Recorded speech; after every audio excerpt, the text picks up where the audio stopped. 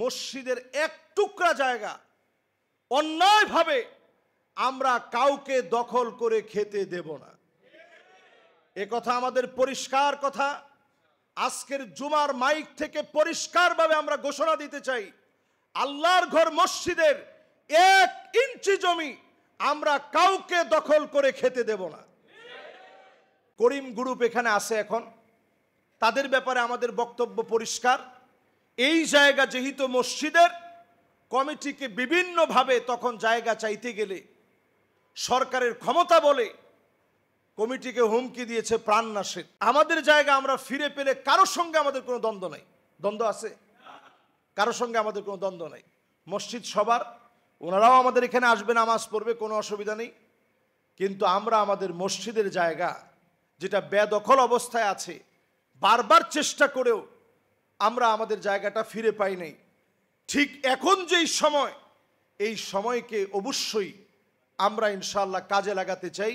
মসজিদ যেহেতু আল্লাহর ঘর, এই মসজিদ রক্ষার দায়িত্ব আমার আপনার সকলের। বলেন, মসজিদ রক্ষার দায়িত্ব সবার।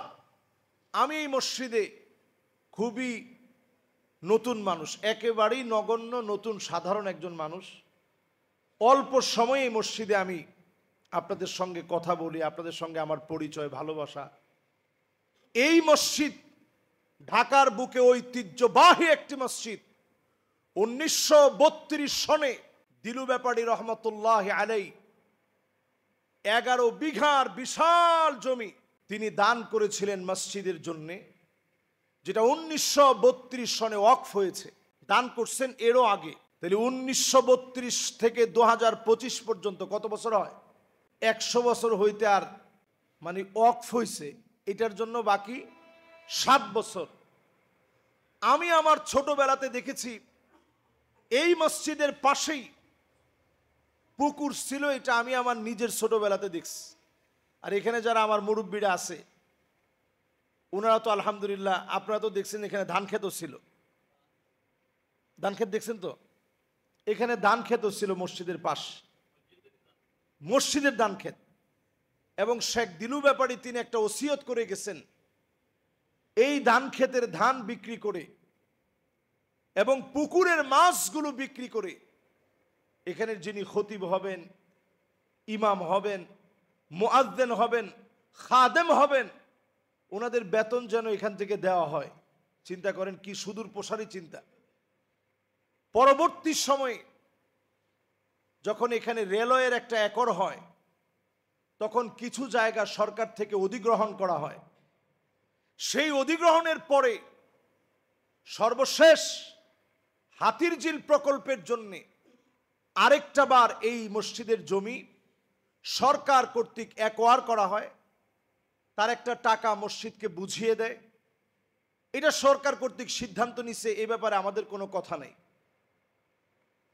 কিন্তু এর পরেও এসিল্যান্ডের কাছে যখন আমরা দরখাস্ত করেছি যে বাকি আর কতটুকুন জমি আছে আপনারা বুঝাইয়া দেন, সরকারি দপ্তর কর্তৃক 24 কাঠা জমি আমাদেরকে বুঝিয়ে দেওয়ার পরেও আমরা সেই জায়গা এখনো মসজিদ ব্যবহার করতে পারছি না, এখনো সেই জায়গা আমরা যেতে পারছি না। ওই জায়গাটা নানা সলা কৌশলে সেই সময়ের যিনি ডাইরেক্টর ছিলেন হাতিরঝিল প্রকল্পের মেজর শাকিল, উনি বললেন এই জায়গাটা যেহেতু খালি আছে, পড়া আছে, আমাদেরকে কয়েকটা দিন ব্যবহারের জন্য দেন। যারা এখানে নির্মাণ কাজ করবে ওনারা এই জায়গার মধ্যে থাকবে, এরপরে নির্মাণ কাজ শেষ হয়ে গেলে চলে যাবে। নির্মাণ কাজ শেষ হয়ে গেল, আমরা আরেকটা বার ওনার কাছে অ্যাপ্লাই করেছি। সকল ডকুমেন্টগুলো দেখার কারণেই আমি আজকে জুমাতে আপনাদেরকে সচেতন করার জন্য কথাগুলো বলছি। আপনাদের অসুবিধা নাই তো? এই মসজিদটা তো শুধু আমার না, এই মসজিদটা কার?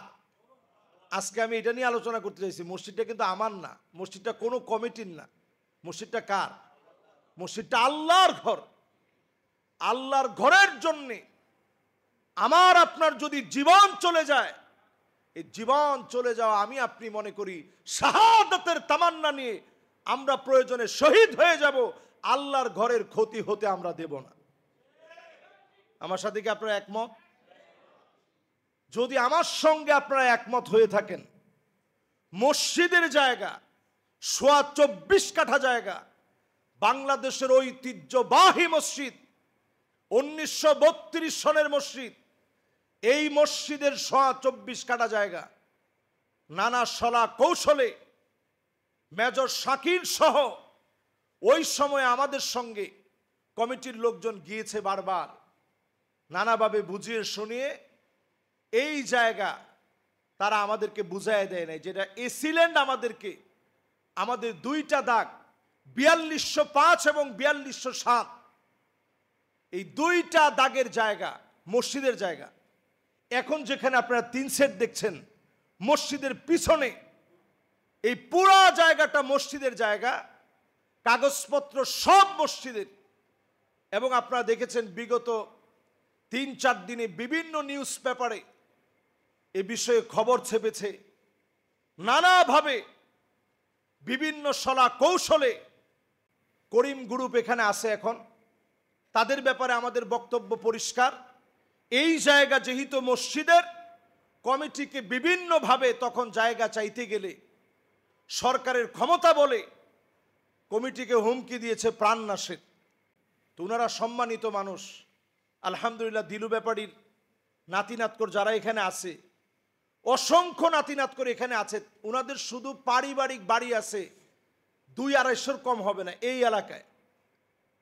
সাতারকুল থেকে শুরু করে বাড্ডা থেকে শুরু করে আমাদের মধুবাগ, হাতিরঝিল, মগবাজার মিলায় ওনাদের আত্মীয় স্বজনের অভাব নেই। কিন্তু ওনারা শান্তিপ্রিয়ভাবে চেয়েছে মসজিদের জায়গা যেন মসজিদকে দেওয়া হয়, কোনোভাবে সেটা সুরা হয়নি। এভাবে করতে করতে করতে করতে করতে করতে বিগত 10 বছর ধরে মসজিদের জায়গাটা অবরোধ করা আছে, তারা দখল করে রেখেছে। আমরা কিছুদিন আগে মসজিদ থেকে একটা নোটিশ দিয়েছি কমিটির পক্ষ থেকে। সেই নোটিশের পরে তারা জানিয়েছে যে তারা নাকি রাজুক থেকে জায়গা নিয়েছে। সাংবাদিকরা তাদের সঙ্গে যোগাযোগ করেছে, তারা তেমন কোনো ডকুমেন্টস সাংবাদিকদেরকে দেখাতে পারেনি। এখনো পর্যন্ত আজ অবধি খাজনা প্রদান করি আমরা। যদি জমির জায়গা অন্য কেউ হতো, খাজনা আমরা দেই কেন? সেই খাজনার পেপার আমাদের কাছে আছে। আমরা ইনশাআল্লাহ আগামী জুমাবারের আগেই আমাদের জায়গা আমরা বুঝে পেতে চাই। আপনারা কি বলেন? আপনারা কি আমার সাথে একমত? মসজিদ যত বড় হোক, মসজিদের এক টুকরা জায়গা অন্যায়ভাবে আমরা কাউকে দখল করে খেতে দেব না। এ কথা আমাদের পরিষ্কার কথা। আজকের জুমার মাইক থেকে পরিষ্কারভাবে আমরা ঘোষণা দিতে চাই, আল্লাহর ঘর মসজিদের 1 ইঞ্চি জমি আমরা কাউকে দখল করে খেতে দেব না। এ কথার সঙ্গে যদি আমরা একমত থাকি, ইনশাআল্লাহ আগামী জুমাবারের আগেই আমরা আমাদের কার্যক্রম ইনশাআল্লাহ চালিয়ে যাব। অলরেডি আপনারা দেখেছেন পত্রপত্রিকা এসেছে, শান্তিপ্রিয়ভাবে, যেহেতু এটা আল্লাহর ঘর, আমরা কোনো মারমুখী হব না। এর পাশেই চায়না প্রজেক্ট আছে, ওনারা আমাদের দেশের আগত মেহমান, ওনাদের সঙ্গে আমাদের কোনো দ্বন্দ্ব নাই। এই গ্রুপের সাথে আমাদের কোনো দ্বন্দ্ব নেই। আমাদের দ্বন্দ্বের জায়গা হচ্ছে শুধু আমাদের জায়গা। আমাদের জায়গা আমরা ফিরে পেলে কারোর সঙ্গে আমাদের কোনো দ্বন্দ্ব নাই। দ্বন্দ্ব আছে? কারোর সঙ্গে আমাদের কোনো দ্বন্দ্ব নাই। মসজিদ সবার, ওনারাও আমাদের এখানে আসবে, নামাজ পড়বে, কোনো অসুবিধা নেই। কিন্তু আমরা আমাদের মসজিদের জায়গা যেটা বেদখল অবস্থায় আছে, বারবার চেষ্টা করেও আমরা আমাদের জায়গাটা ফিরে পাই নাই। ঠিক এখন যেই সময়, এই সময়কে অবশ্যই আমরা ইনশাআল্লাহ কাজে লাগাতে চাই। আল্লাহ যেন আমাদের জায়গা আমাদেরকে ফিরিয়ে দেয়। আপনারা সবাই পরামর্শ দিয়ে আমাদের সঙ্গে ইনশাআল্লাহ থাকবেন। যার যেভাবে শক্তি ক্ষমতা আছে, শক্তি ক্ষমতা মসজিদের জন্য ব্যয় করবেন। সামান্য একটু ব্যয় হতে পারে, আপনার নাজাতের ওসিলা হবে। আদ-দাল্লু আলাল খাইরি কাফাইলিহি, ভালো কাজ করলে যেমন সওয়াব, ভালো কাজে অংশগ্রহণ করলে সওয়াব, পরামর্শ দিলে সওয়াব। সুতরাং আমরা আমাদের এই মসজিদের জায়গা ফিরে পেতে প্রয়োজনে আমরা প্রেস ক্লাবে যাব, সাংবাদিক সম্মেলন করব। মুসল্লিদেরকে যখন ডাকা হবে ইনশাআল্লাহ সদল বলে আমরা প্রেস ক্লাবে গিয়ে সাংবাদিকদেরকে ব্রিফ করব। আমাদের মসজিদে আলহামদুলিল্লাহ যারা এখানে আসছেন সাংবাদিক বন্ধুরা তারাও ইনশাল্লাহ প্রচার করবে। সকল মাধ্যমে প্রচার হওয়ার পর শান্তিপ্রিয়ভাবে আমরা আমাদের জায়গাটা ফিরে পাওয়ার জন্য আমরা আপ্রাণ চেষ্টা করব ইনশাআল্লাহ। আল্লাহ তাআলা ফাআলুল লিমা ইউরিদ। আমরা সব কিছু চাওয়ার পরে যিনি ফায়সালা দিবেন তিনি কে? আল্লাহর কাছে আমরা ফায়সালা চেয়ে সুন্দর একটা সমাপনী হোক, আমরা আমাদের জায়গা ফিরে পাই, আল্লাহর কাছে কামনা করি। আল্লাহ তাআলা আমাদের কথাগুলাকে কবুল আর মঞ্জুর করুক। সকলে পড়েন আমিন।